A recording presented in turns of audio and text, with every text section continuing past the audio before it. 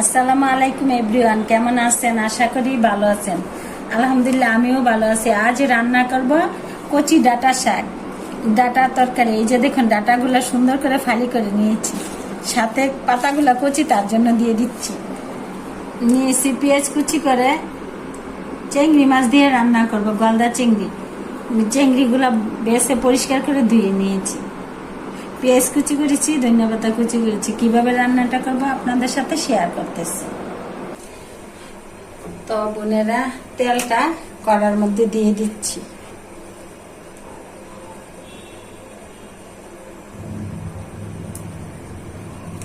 চিংড়ি মাছটা এমন একটা মাছ বোনেরা, এই মাছটা দিয়ে সব রকমের তরি তরকারি রান্না করা যায়।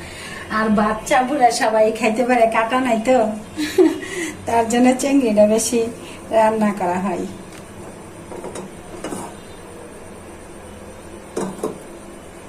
তো তেলটা গরম হয়ে গেছে, পেঁয়াজগুলো দিয়ে দিচ্ছি।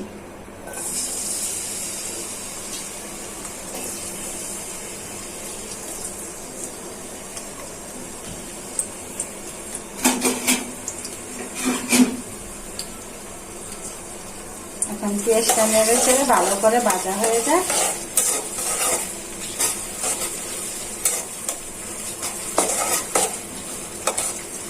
আমি পেঁয়াজটা প্রায় ভাজা হয়ে গেছে, আমি চিংড়ি মাছগুলো দিয়ে দিচ্ছি।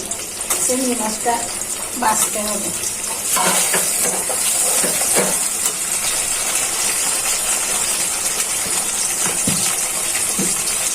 চিংড়ি মাছটা ভাজার জন্য লবণ দিয়ে দিচ্ছি। ভালো করার জন্য মাছটার ভিতরে লবণটা দিতে হবে। ভাজা হচ্ছে চিংড়ি মাছটা। বোনেরা, চিংড়ি মাছটা ভালো করে ভাজা হয়ে গেছে, আমি হালকা ঝোল দিয়ে দিচ্ছি। এখন একে একে মশলাগুলো দিয়ে দিচ্ছি। দিয়ে দিচ্ছি পরিমাণ মতো রসুন বাটা।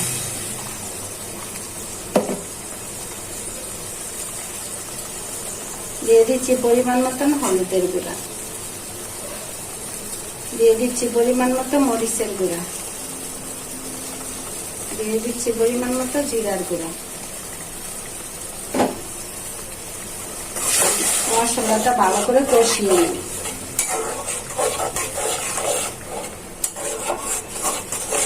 কষানোটা হয়ে যাবে।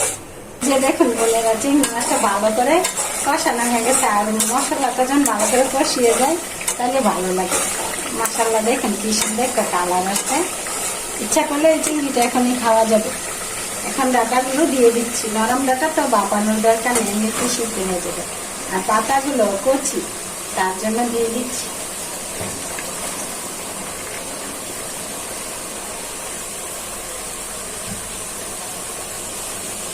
ডাঁটাটা অনেক ভালো নরম, লক লক করে।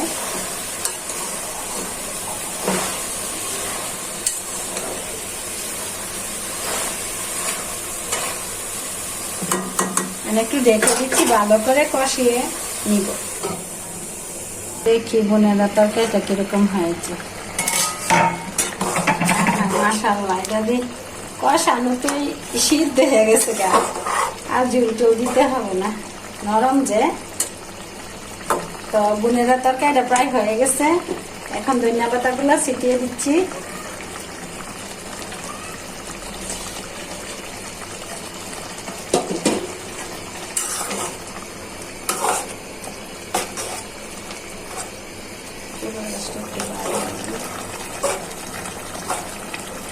একটু টেস্ট করে দেখি।